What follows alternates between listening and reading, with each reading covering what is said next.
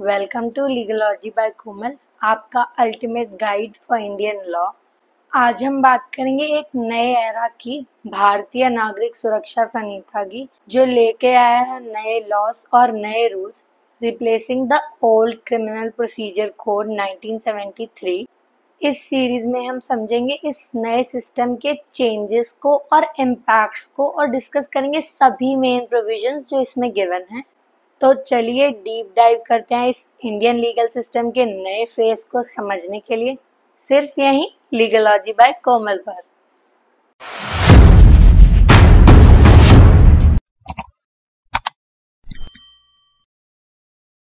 इस वीडियो में हम डिस्कस करेंगे भारतीय नागरिक सुरक्षा संहिता BNSS के सेक्शन 4 के बारे में, जो ट्रायल ऑफ ऑफेंसेस का प्रोसीजर बताता है। Section 4 of the BNSS essentially governs the procedure for the trial of offences. This section ensures that offences under the Bharatiya Nyaya Sanhita, which replaces the Indian Penal Code and any other laws, are tried in accordance with the procedure established by the BNSS unless explicitly stated otherwise by any special or local laws. ये section ये ensure करता है कि BNSS और दूसरे laws के under जो भी ऑफेंसेस हैं उनका ट्रायल BNSS के प्रोसीजर्स के हिसाब से होगा, जब तक कोई स्पेशल या लोकल लॉ कुछ अलग स्पेसिफाई नहीं करता। की provisions, uniform application of procedure. Section 4 makes it clear that the procedures outlined in the BNSS shall apply to all offences, whether they are specifically under the BNS or other laws, unless another law prescribes a different procedure. Section 4 ये कहता है कि BNSS के under जितने भी offences हैं उनका trial इसी के प्रोसीजर्स के मुताबिक होगा, यानी अगर कोई और लॉ भी हो तो भी BNSS का प्रोसीजर फॉलो किया जाएगा जब तक उस लॉ में कोई अलग प्रोसीजर न दिया हो। Special and local laws. It recognizes the existence of special laws and local laws that might have their own procedures, which would take precedence over the general procedure outlined in the BNSS. लेकिन अगर कोई special law या local law अपना specific procedure देता है तो उस case में वो स्पेशल प्रोसीजर फॉलो किया जाएगा BNSS के जनरल प्रोसीजर के बदले। Trial mechanism. The section implies that the trial mechanism for offences will follow the due process outlined in the BNSS, ensuring consistency and adherence to a standardized process across various legal contexts. Offences के trials को BNSS के process के हिसाब से चलाया जाएगा, जिससे consistency और स्टैंडर्डाइजेशन मेंटेन रहे। अब एक कंपैरिजन देख लेते हैं हमारे पुराने CRPC के साथ। Section 4 of the CRPC.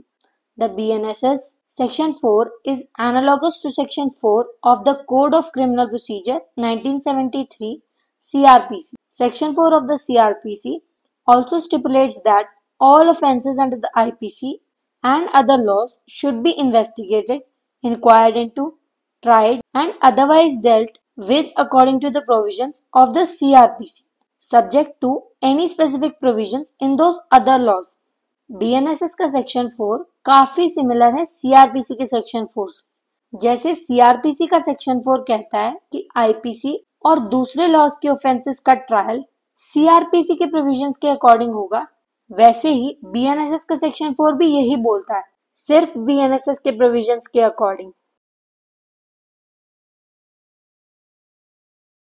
अब रेलेवेंट केस लॉज देख लेते हैं।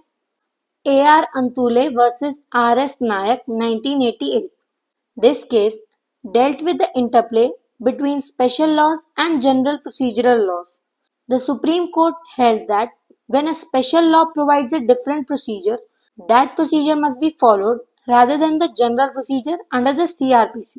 इस केस में सुप्रीम कोर्ट ने कहा था कि अगर कोई स्पेशल लॉ अलग प्रोसीजर देता है तो उस प्रोसीजर को फॉलो किया जाएगा, जनरल प्रोसीजर को नहीं। State of Maharashtra versus Narayan Rao 1985. The court discussed the application of procedures under special laws and emphasize that special provisions take precedence over the general procedures outlined in the CRPC when dealing with specific offenses. इस case में court ने बताया था कि special laws के procedures को importance दी जानी चाहिए जब स्पेसिफिक ऑफेंसेस का ट्रायल हो रहा हो और सीआरपीसी का जनरल प्रोसीजर फॉलो नहीं किया जाए। मिट्ठू versus state of Punjab 1983, although not directly related to Section 4, this case emphasizes the importance of due process and the application of procedural laws in criminal trials. It reinforced that any deviation from the established procedures must be constitutionally valid. ये case दो directly related नहीं है section 4 से, लेकिन इस case में due process की importance और क्रिमिनल ट्रायल्स में प्रोसीजर का सही तरीके से फॉलो करना हाईलाइट किया गया था।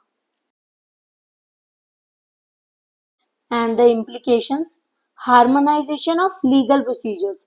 Section 4 of the BNSS seeks to harmonize the procedural aspects of criminal trials across various statutes, much like its CRPC counterpart.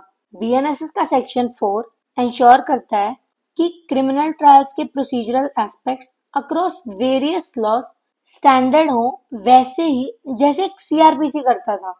Judicial interpretations. As cases start to be tried under the BNSS, courts will interpret Section 4 in the context of specific offences and new precedents will emerge. These interpretations will likely draw on older judgments related to the CRPC. जैसे जैसे BNSS के अंदर cases try होंगे, courts section 4 को different offences के context में interpret करेंगे और नए प्रेसिडेंट्स बनाएंगे। कोर्ट्स पुराने सीआरपीसी के जजमेंट्स को भी कंसिडर करेंगे इस इंटरप्रिटेशन में। Impact on special laws.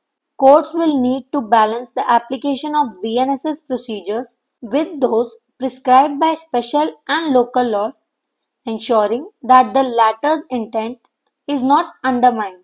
Courts को BNSS प्रोसीजर्स और स्पेशल लोकल लॉज के प्रोसीजर्स के बीच में बैलेंस बनाए रखना होगा ताकि स्पेशल लॉज का मकसद अंडरमाइन ना हो।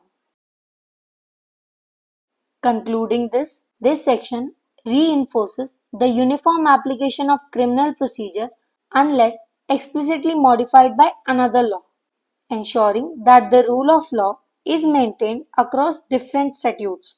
Section 4 एक important रोल प्ले करता है क्रिमिनल ट्रायल्स में कंसिस्टेंसी और स्टैंडर्डाइजेशन मेंटेन करने के लिए, जब तक कोई स्पेशल लॉ कुछ और स्पेसिफाई ना करे।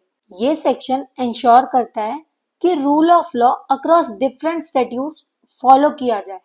Thus we come to an end. आज की वीडियो के लिए इतना ही, मिलते हैं नेक्स्ट वीडियो में। Do not forget to like, comment and share this video with your friends. Do subscribe Legalogy by Komal.